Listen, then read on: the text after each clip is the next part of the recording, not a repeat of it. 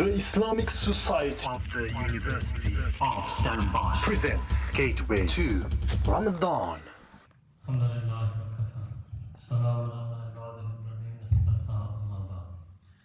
أعوذ بالله من الشيطان الرجيم بسم الله الرحمن الرحيم وقال ربكم ادعوني أستجب لكم سبحان ربك رب العزة عما يصفون والسلام على المرسلين والحمد لله رب العالمين اللهم صل على سيدنا محمد وعلى آل سيدنا محمد وبارك وسلم اللهم صل على سيدنا محمد وعلى آل سيدنا محمد وبارك وسلم. Ramadan is also the month of dua, the month in which we pray to Allah subhanahu wa ta'ala. That Allah Ta'ala said a beautiful thing to us in the Quran. وَقَالَ and say to them, my beloved Nabi Kareem sallallahu alayhi wa sallam, Rabbukum, that Allah is describing himself as your Rabb. Tell them, my beloved sallallahu alayhi wa sallam, that I am theirs. And what should they? Ud'uni, they should make dua to me. Astajib lakum, and I will answer and grant their du'as.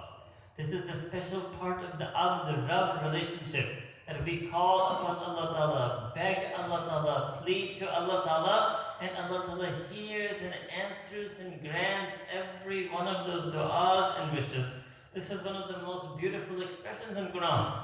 Why? Because Allah Ta'ala is Rabbi Kaaba, He is Rabbi Jannah, He is Rabbi Jibreel, He is Rabbi Muhammad sallallahu alayhi wa sallam. But in Quran He addresses believers that because you are Alladheena amanu, ana Rabbukum, that I am your Rabb. Allah Ta'ala likes to describe Himself as the Rabb of the believers. So this is a beautiful way Allah Ta'ala is addressing us. And He wants us to make dua to Him, to call upon Him for each and every single thing. Now when we make dua, what do we want? We also want exactly this. That when we make dua, Allah Ta'ala should accept it. Allah Ta'ala should grant it. And there are some people like that in our deen, they call mustajab da'wat. That whenever they raise their hands and make dua, Allah subhanahu wa ta'ala grants their duas. Nabi Kareem sallallahu alayhi wa sallam said in a hadith, and this hadith has been narrated by Imam Bukhari, and Imam Muslim, and Imam Abu Dawud, and Imam al-Tirmidhi, and Imam al-Nasai, and Imam Ibn Majah. It's one of those hadiths in all the 6 primary collections.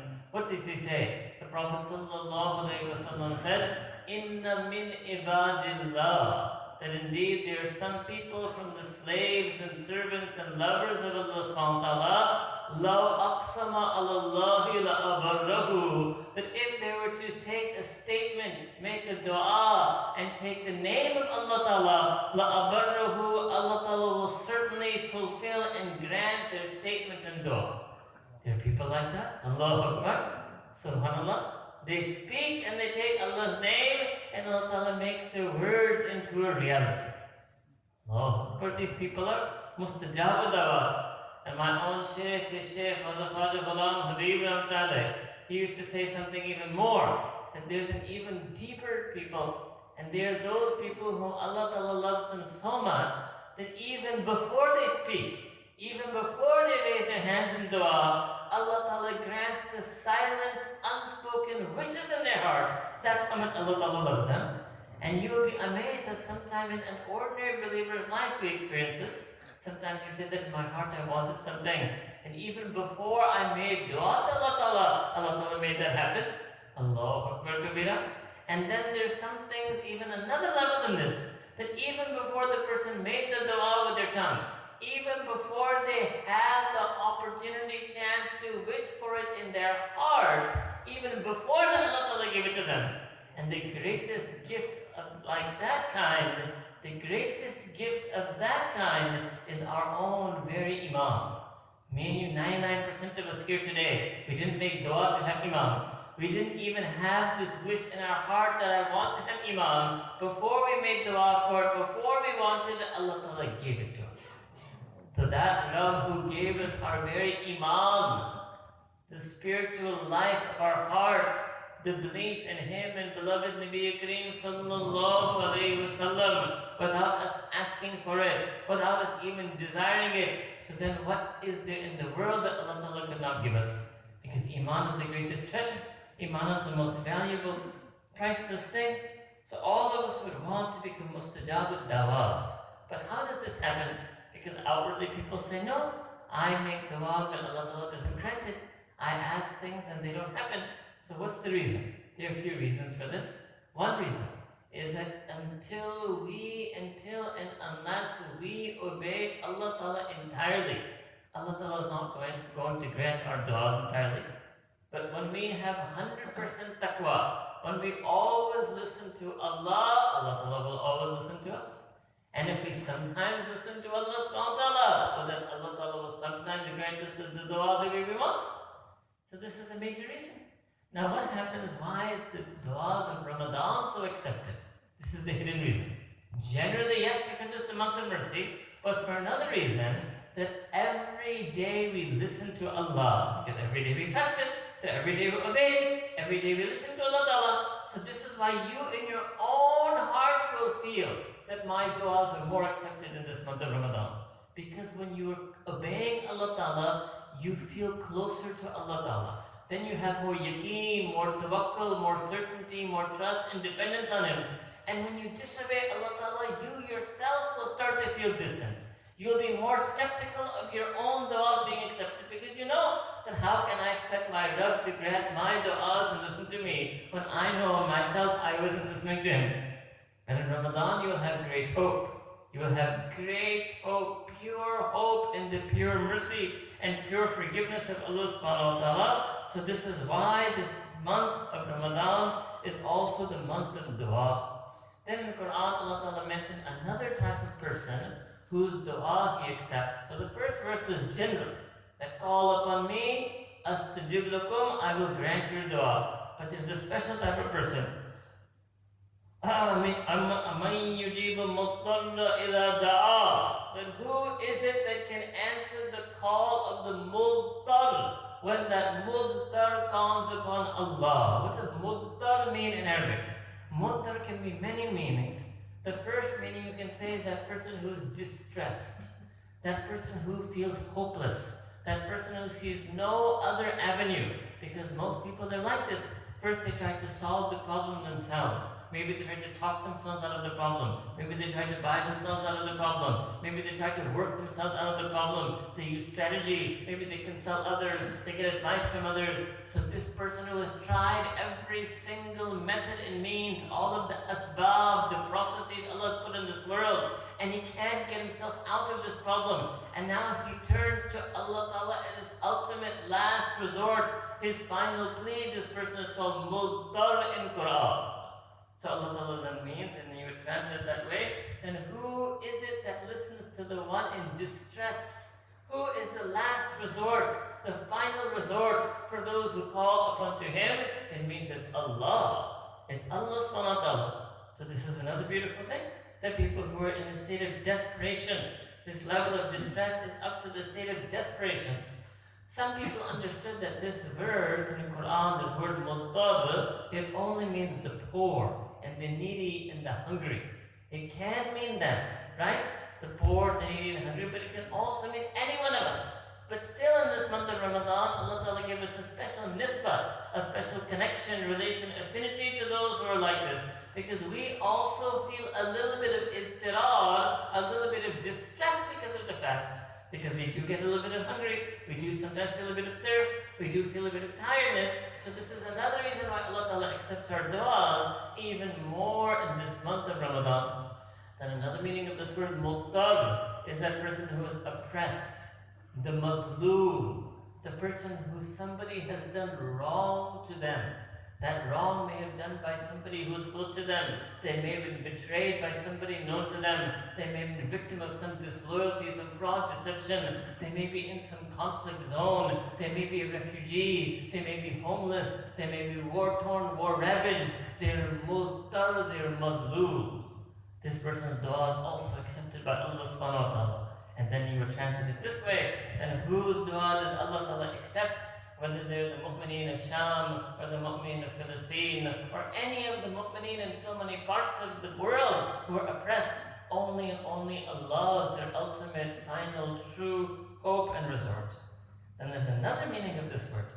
And what is that? Now one is to be oppressed by others, And one is when we oppressed our own self. You see, Allah Ta'ala uses this phrase in Quran as well. الَّذِينَ ظَلَمُوا أَنفُسَهُم. Those who wrong their own selves. What does it mean? They broke Allah Ta'ala's rules. They put a stain on their iman.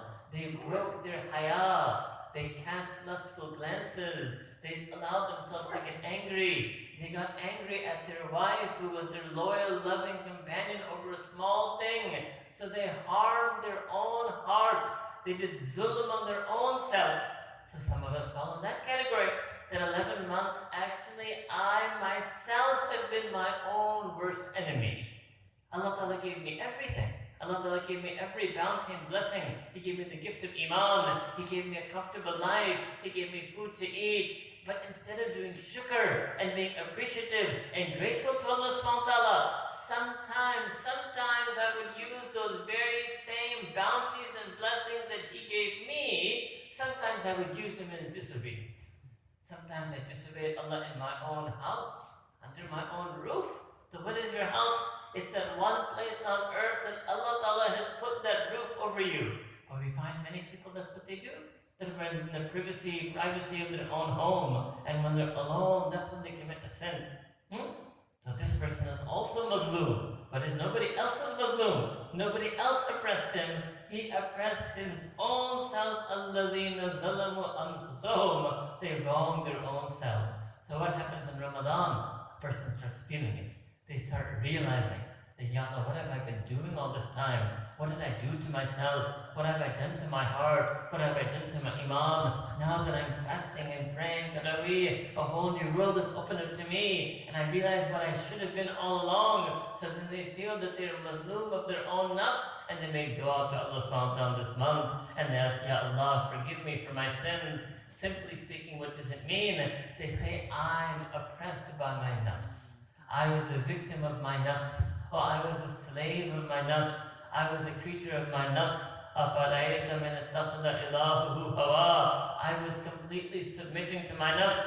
So Ya Allah, I'm multar. I have no other being except to turn to you. I tried to rid myself of the sin. I tried to overcome my lust. I tried to suppress my anger. I couldn't do it.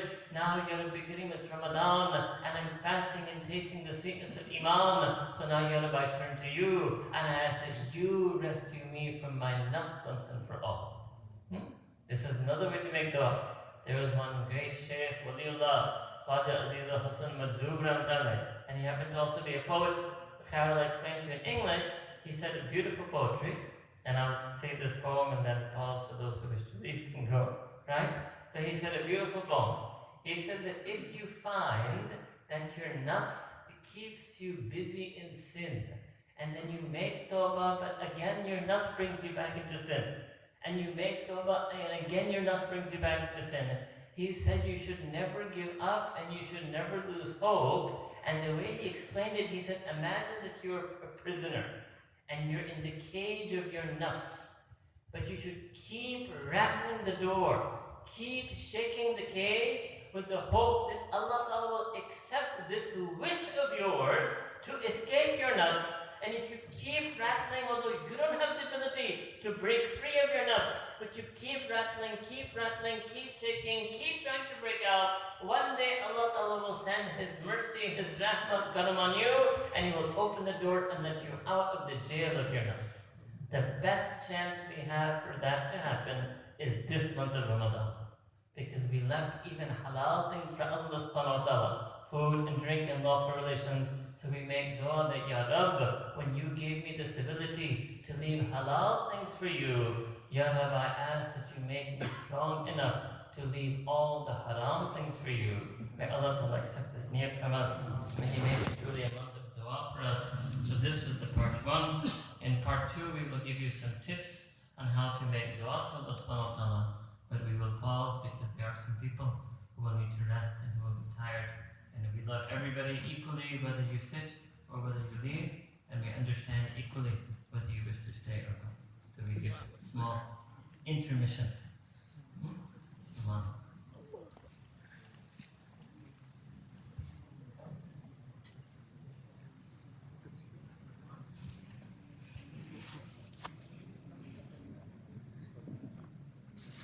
how to make dua, we learn it from the Sunnah of Nabi Kareem sallallahu alayhi wa sallam. Understand that all of the Anbiya are the greatest lovers of Allah subhanahu wa ta'ala. So we learn from the Anbiya.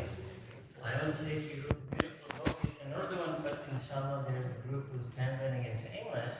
It's called Learn the Adab from the Anbiya, and then you will get the same closeness to Allah Ta'ala that approximates that of the Anbiya. So one of the greatest adab of the Anbiya is the way they made dua to Allah subhanahu wa ta'ala. And you know when you read Quran and listen to Quran and Taraweeh, you will see that Allah Ta'ala loved the way His Anbiya would make dua to Him. And so many of the du'as of so many of the Anbiya have had to become part of Quran. But obviously we are blessed and fortunate by Allah subhanahu wa ta'ala to be from the ummah of Sayyidina Rasulullah sallallahu alayhi wa sallam, who was the Imam al-Anbiya, Sayyid al-Awwaleen wal-Akhirin, Sayyidina Rasulullah sallallahu alayhi wa sallam. So why not learn from the best teacher? Why not how to learn how to love Allah Ta'ala from the best lover of Allah subhanahu wa ta'ala? That's the real sunnah. This is the real golden, sweet, inner sunnah that we must learn. So Nabi Kareem sallallahu alayhi wa sallam, he had some special features in his dua. Number one, that almost always, he used to like to make dua calling upon Allah Ta'ala by his name Rabb. Rabbana, Rabbana, Rabbana. You will see the other Anbiya also had this understanding. And you will find the du'as in the Quran that are mentioned, calling upon Allah Ta'ala with His special name Rabb. Otherwise we could have said Ilahuna, we could have said Ya Allah, or Rabbana, Rabbana. Why this word Rabb? Rabb is the special attribute of Allah subhanahu wa ta'ala, which is the Rabb of the relationship, His rububiyyah. It means in English that Allah Ta'ala is the nourisher, caretaker, upbringer of the person. So just like when a child calls upon his mother, so he doesn't call upon his mother using her name. He will say in English, oh mommy, or in Arabic, ummi, or in Urdu, ammi. When he invokes her motherhood, when he calls her mom, he invokes her motherhood, then her heart melts when the child invokes the mother-child bond. Just like that, when the believer calls upon Allah using His name Rabb, he invokes His rububiyyah, invokes His attribute of Allah Ta'ala, that is the caretaker, benefactor, lover of the believer. So he invokes the Rabb bond, and so to speak, then Allah Ta'ala's mercy melts towards him. So we should learn the pleasure of this word Rabb. And this doesn't happen if you roll the dua off your tongue. Our Mashaykh, they say that dua is not to be recited by the tongue, but dua is to be pleaded from the heart. To be pleaded from the heart, that very first word. Like they say in English that you had me at the start. So that's how you should feel, that the very first word when you said Rabb in that Rabbana, actually your dua was accepted just in the way you said the word Rabb. You said it with so much loving, with so much longing, with so much yearning, with so much hoping. And that's how it is with the child. So if the child calls plaintively, pleadingly, oh mom, she hears that she doesn't even need to know now. What is the child asking? Immediately she races to the child. She runs to the child. Her every intention is, what does my child need so that I may fulfill it? She doesn't even know what the need is yet. But because he invoked her motherhood. So just like that, when the Abd, the servant, and slaves invoke the rububiyyah of Allah Ta'ala, it's the heartfelt way of saying Rabb that makes Allah Ta'ala grant our du'as. But our problem is we don't feel it. We just roll it off the tongue, recite it off the tongue. But in Ramadan, you will feel it more. You will feel more close to Allah subhanahu wa ta'ala. So try this month also to taste the sweetness of His name, Rabb. Try to take that name from your heart. Sometimes pause on this. Sometimes repeat it. Rabbana, Rabbana, Rabbi, Rabbi. This is such a nice thing. Allah has allowed us to call Him that Rabbi, you're my Rabb. Subhana Rabbi al-Azim. Subhana Rabbi al-Ala. Rabbi, that Ya Allah, you are mine. Allahu Akbar. In the beginning, salah begins, Alhamdulillahi Rabbil Alameen. Allah Ta'ala is Rabb of the Alameen. But by the end, you're saying, Subhana Rabbi al-Ala, you're my Rabb. Yes, Allah, that's one description of you, that you are Rabb of Alameen. But there's another description of you, that you are my Rabb. Allahu Akbar. It's personal. Allah Ta'ala wants you to wants us to have a personal relationship with Him, personal feeling in Him. So when we have that personal feeling for Him, by calling Him with that word, special name of His Rabb, then Allah Ta'ala is more going to accept our du'as. The second thing that we learn from the Nabi Kareem Sallallahu Alaihi Wasallam Sunnah is that Allah Ta'ala does grant everybody's du'as, but in different ways. One way is that Allah Ta'ala grants you the dua that you make exactly according to what you asked for. That can happen also. You can actually ask Allah Ta'ala for something and you get exactly, precisely that. A second way Allah Ta'ala accepts du'as is that He doesn't grant you exactly what you asked for, but He gives you some other khair, some other good that He in His infinite wisdom Himself selected for you. So you should be more happy. Right? One was the good I was selecting for myself, and so asking Allah Ta'ala to bestow it upon me. And one is the good that Allah Ta'ala Himself selects for me. You will see in this world people are like that. Somebody says, oh, I want this. And the wife says, no, I'd rather you wear this one. He says, oh, you want me to select that for me? I'm happy to wear it. So Allah Ta'ala's selection. Then there's a third way He can grant a dua, is that we made dua to Allah Ta'ala for something. He doesn't give us precisely exactly that thing. Nor does He give us some other khair, some other bounty. Instead, He removes some sinful attribute inside us. Or He removes some worry, difficulty, calamity that He had already destined for us. And you never know it either. You will never know these things. This is the important thing. الَّذِينَ يُؤْمِنُونَ بِالْغَيْبِ. This is our relationship with Allah Ta'ala. We believe in His unseen help, His unknown mercy. So never think, oh, I make dua, Allah doesn't answer it. I don't know, I made dua 10 times for that. I made dua 100 times for that. I don't understand. I kept making dua for that. It still didn't happen. Maybe Allah's angry with me. No, He's not angry with you. He did grant those duas, but He chose in His infinite wisdom not to grant you what you were asking. He will definitely and definitively granted you something else or remove some other thing from you. And the last way the Nabi Kareem Sallallahu Alaihi Wasallam said is that if none of these things happen, then what does Allah Ta'ala do? He still grants that believer's du'as, but not in this world. So on the day of judgment, Allah Ta'ala will save up that du'a for him. And when he's standing on Mizan, he's standing in front of the scales of his good deeds and bad deeds, and everything has been weighed, and he sees no hope for him, then Allah Ta'ala will then place and decide his good deeds an extra reward for those du'as that he did not grant in any way in this world. And then Sayyidina Rasulullah said a beautiful thing. When the believer sees the reward for that dua that he's getting now in the akhirah, which for that dua which was not granted in this world, his heart will leap and say, oh, I wish none of my duas were granted in the world. I wish instead all of the duas I got their special reward on this day. الَّذِينَ يُؤْمِنُونَ بِالْغَيْبِ. So they're always believing in the unseen help and mercy of Allah subhanahu wa ta'ala. Differences in that Ramadan, Allah Ta'ala makes it a bit more seen. You will feel it more palpably. You will be able to perceive more Allah Ta'ala's mercy, Allah Ta'ala's hidayah, His guidance, His rahmah, His karam, His fazl, His grace, His generosity in this month. You will feel it more. You will perceive it more. And then again behind Ramadan, it again goes behind a veil. And then again in Ramadan, it becomes unveiled. SubhanAllah, unveiling conference on Sunday. Yes. So it's actually the unveiling of Allah Ta'ala's mercy and the unveiling of His fazl and karam that takes place in this month of Ramadan. So they say in English, right? At least we say in your English, that if you see it, you believe it. That's what's supposed to happen to you in Ramadan. That you get to see it in Ramadan, then you believe it. Then you're supposed to have yaqeen, that yes, indeed, my Allah Ta'ala is all merciful on me all the time. Last hadith I will tell you for tonight then. Nabi Kareem Sallallahu Alaihi Wasallam, he said, Ad-du'a mukhul ibadah. It means dua is the essence of worship. It's the marrow of worship. It's the core, crux, marrow of worship. Which is mean every ibadah.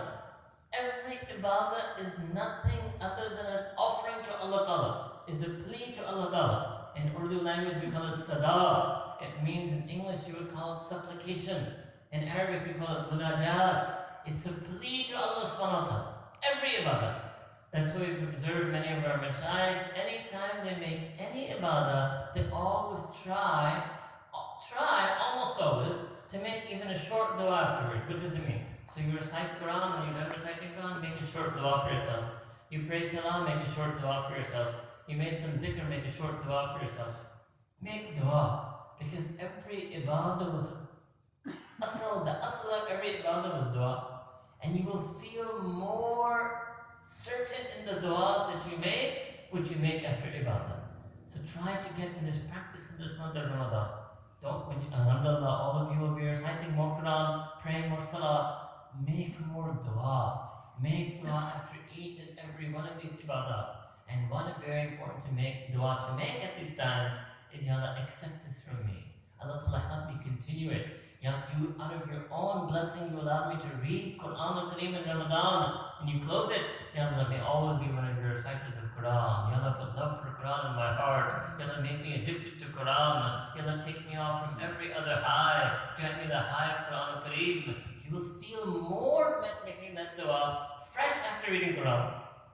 Same thing in salah. If you pray tahajjud at the time of suhoor, after it to make dua, and this would be one of the duas that, Ya Allah, you made me a person of tahajjud. I say, you know, Ya Allah, and I also know I woke up at this time to eat. But still you put in my heart to pray 2 rakats, 4 rakats for you. So Ya Allah, if you can wake me up for the physical need, Ya Allah, always make me a person who wakes up for the spiritual need to talk to you at this time. This last third of the night is a time to talk to Allah subhanahu wa ta'ala. Again, it's about dua. This was Sayyidina Rasulullah sallallahu alaihi wasallam said. Then the last third of the night, Allah Ta'ala has a caller issue out a call. Hal min sa'il. Is there anyone asking that I may grant it to them? Hal min mustaghfir. Is there anyone seeking my forgiveness that I may bestow my mercy on them? Allahu Akbar. Imagine. Subhanallah. Today people, they call out and join us for Baru. Allahu Akbar. And Allah Ta'ala is announcing every night Allah Ta'ala is having it announced. Hal min sa'il, hal min mustaghfir. It's the barakah of Ramadan that we're up at that time. It's amazing our situation that normally we sleep through. And I wanted to tell you something, and we told our older friends this, but many of you are new. It's not necessary. The hadith about the tahajjud are separate, and this hadith is separate. And this hadith, there's no mention of praying any rakats of salah.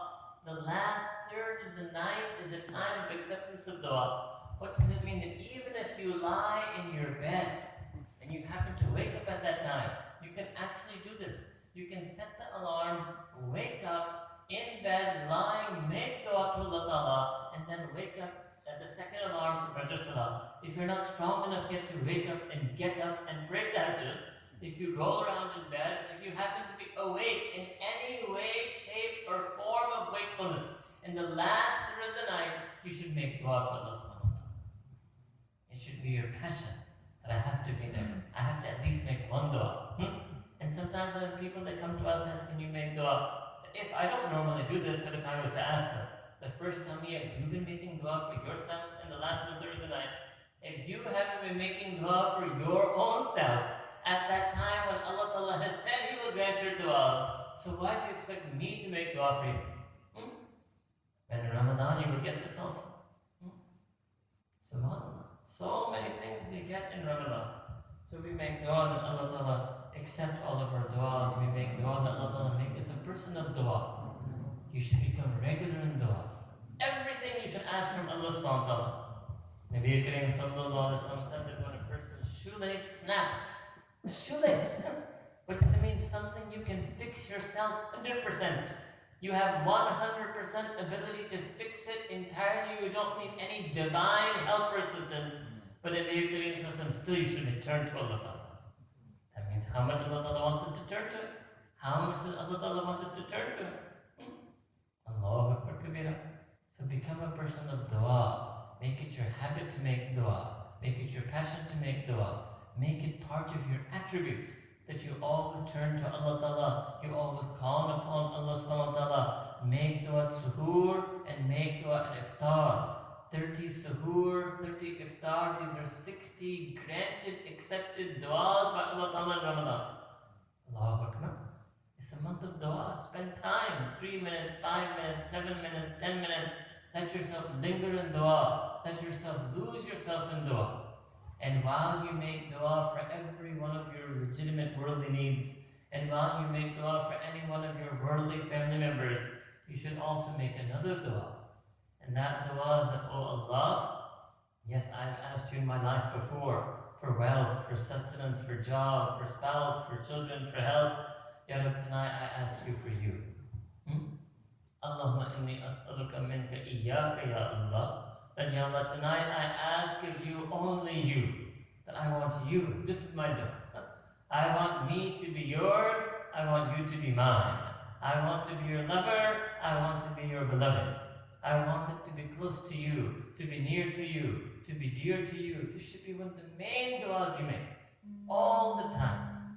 That you must ask Allah Ta'ala for Himself. Then you will get another dua. Then you will be so happy. And when you end that dua, you will feel it. You will feel this dua, you will feel instantly. You make dua for car, you will still be unsure am I going to get car or not. You make dua for house, you will be unsure am I going to get house or not. But you make dua for something far greater, infinitely greater. You make dua to Allah Ta'ala for Himself. You watch in your heart, you will feel instantly that I got what I wanted.